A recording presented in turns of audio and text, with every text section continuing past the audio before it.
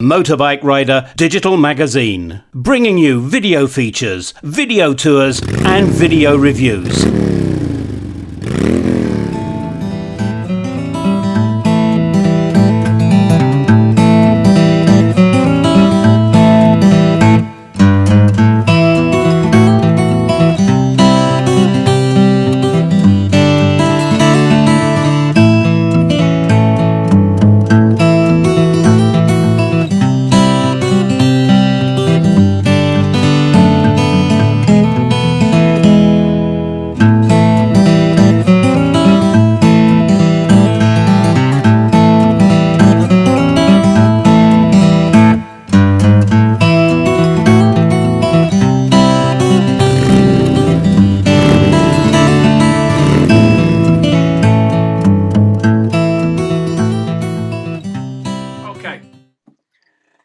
Hi, Kevin from Motorbike Rider magazine and Motorbike TV, and I'm here with Zoe Cano, who is the author, all-round good egg and cheeky chick, who has produced this book, Go or Bust.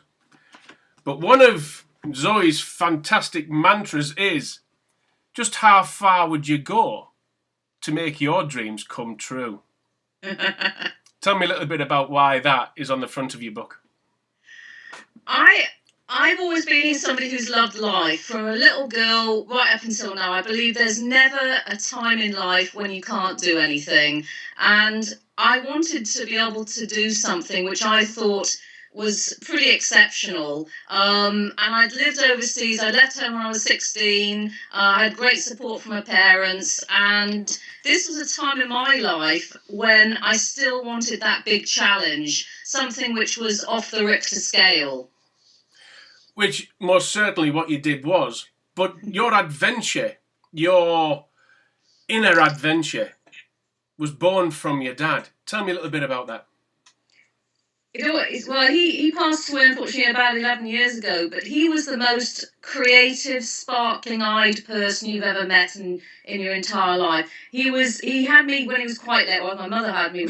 He was quite he was almost 50, but he'd been in the Second World War, he'd been in the Air Force, he did all the mechanics for the Spitfires, and he had this sort of, this natural way of wanting to always do things, explore. He wrote books himself, but he also, which was an interesting story, answered an advert just after the war, and it was in one of these gentlemen's newspapers, and it was asking for a travelling partner to find and go and explore in southern Europe. So these two guys went off on their car, ended up trying to get a hitch on a aeroplane going to North Africa. Right. So growing up, I heard all these sorts of stories. And then in a more of a sort of a little boring way, he then ended up working for Massey Ferguson, but still got to epic adventures like trying to sneak, dollars from Turkey, Istanbul, back into London, having sold some second-hand tractors. So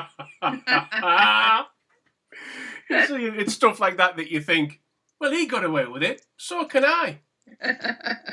But you had this adventure bug, and there was a time when you were lying there and just thought, even before considering putting a book together or anything, you just lay there and thought, I need an adventure. Why did that all of a sudden come into your mind? Well, I don't think it was initially, and I know this sounds boring, initially it wasn't the adventure. I think the word adventure, it was more to create something, to do something I really wanted to do. And the idea of going across the American continent, for me, time is very precious. I don't have a lot of free time. I do a 9-to-5 job. I've got limited 20-day holidays, a year, like a lot of us do. So for me, the luxury was the time. The luxury was having my freedom. The luxury was having some vehicle transport which would take me to these places. And so that was really the concept. It was to create a dream and to make a dream come true,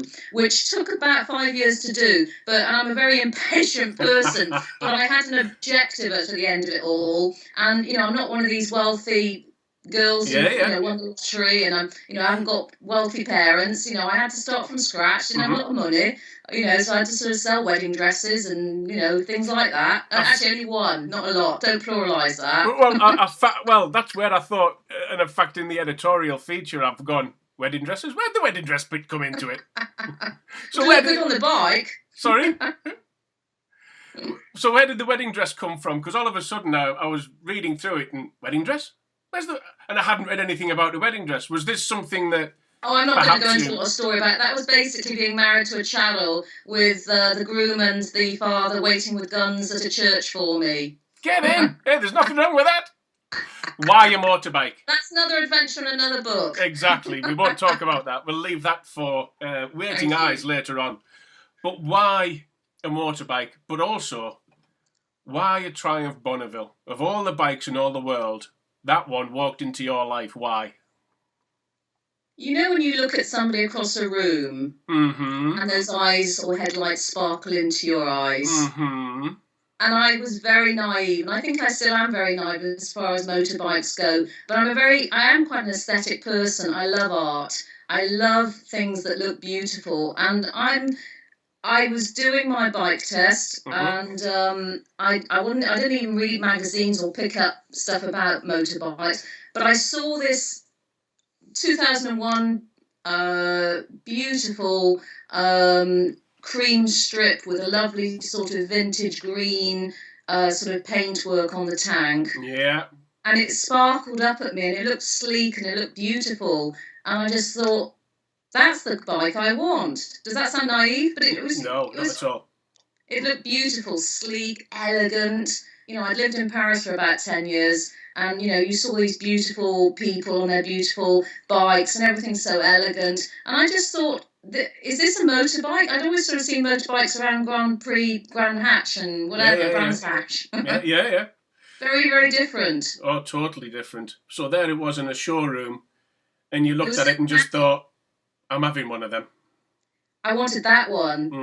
I can understand that 100%. That gave me incentive to pass the test. And funnily enough, I'll be very, very quick on this. I had to take the test on a 550, which scared the living daylights out of me. And I couldn't do a Yui on it. You couldn't do it? It's too heavy. So I'm going to say something out to the world here, and I'm not embarrassed about it. The things about life is never overreach yourself if you know you can't do it. And the guy said to me, he said, Zoe, take a 125, you know? Absolutely. You don't do a restricted licence. You can still get the Triumph Bonneville, but do it unrestricted. Yeah. And my God, I got into that little 125 seat, and I brummed down that road, and I thought, I can do a Yui on you. Yeah. I did. I passed. Where there's a will. Where there's a will, there's a way. So, the other part about it is that I want to talk about single woman. Yeah. Big bad world. Yeah. On a motorbike, not much protection. Yeah. Why? How did you get the courage to think, I can do this? Because whoever's listening to this, there's a number of people out there that will be wanting to plan right down to the last minute detail. They want to put too much gear on the motorbike. They want to have the best motorbikes in the world. And as I'm discovering, it's the cheapest ones and the smallest ones that you need for picking up and also repairing. Yeah. But coming back a little bit here, how did you feel when all of a sudden it was that day to go across to America and it was going to be you, the open road, and parts of the world that perhaps you'd never been on? What was your feeling like then? I was just going to back to your first question about the bike. I was very, very naive about the bike. I was aesthetic, looking at the beauty of it. I didn't realise that I would have over 550 kilos weight on it. I would not ever be able to pick it up. I'd never even thought of that thing.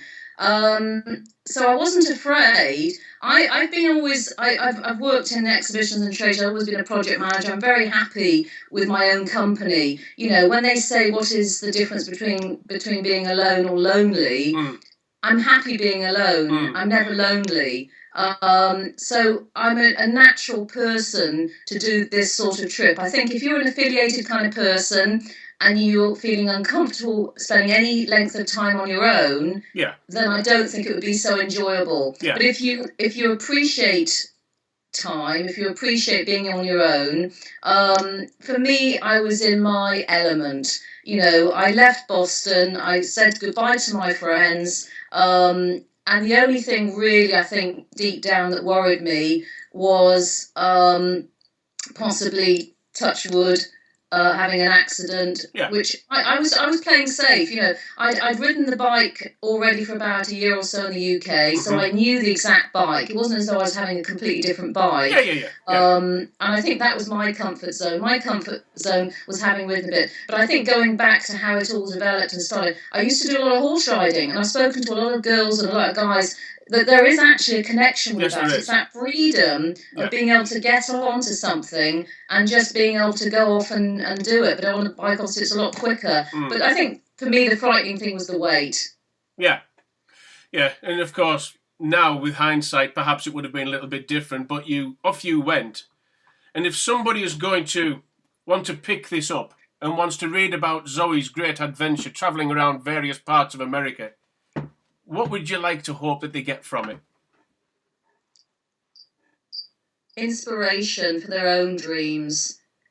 I'm not selling anything. I'm just being an honest person to say how I felt about it. And when I initially wrote it, it wasn't for anyone else, but probably just for my mum. My mum isn't on the internet. She didn't really know what had been going on. And it was more a story to sort of, if nothing else, to say what I'd been able to achieve and to be proud of it.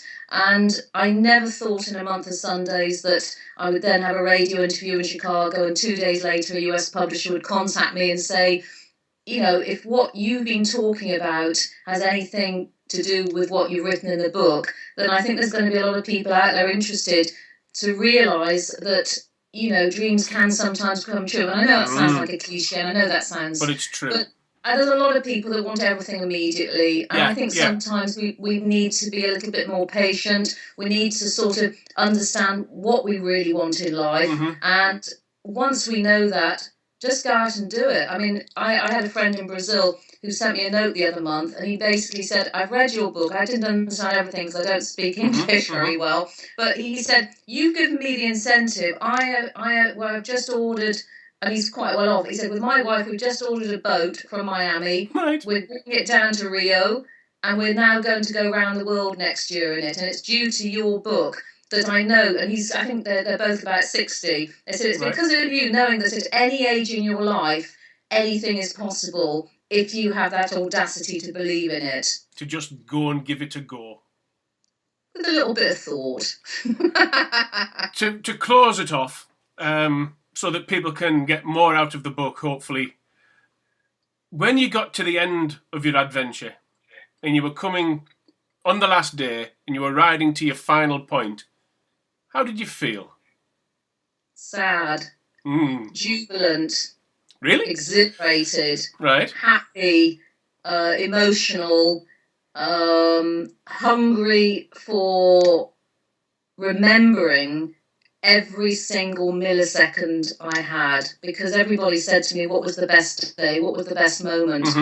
And the best thing for me was the freedom. The freedom every day to know that I could wake up, I wasn't being told what to do. Yeah. I could go and find my own things. And I think that slow journey back from Santa Barbara down to Santa Monica was a slow trip. I didn't want it to end.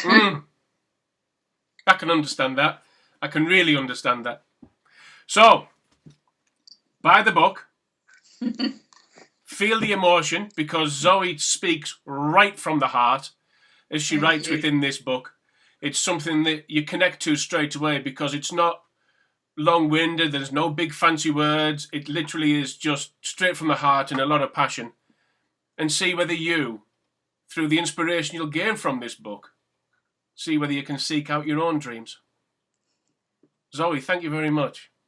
Thank you, Kevin. Thank you very, very much. It's been great fun. My pleasure.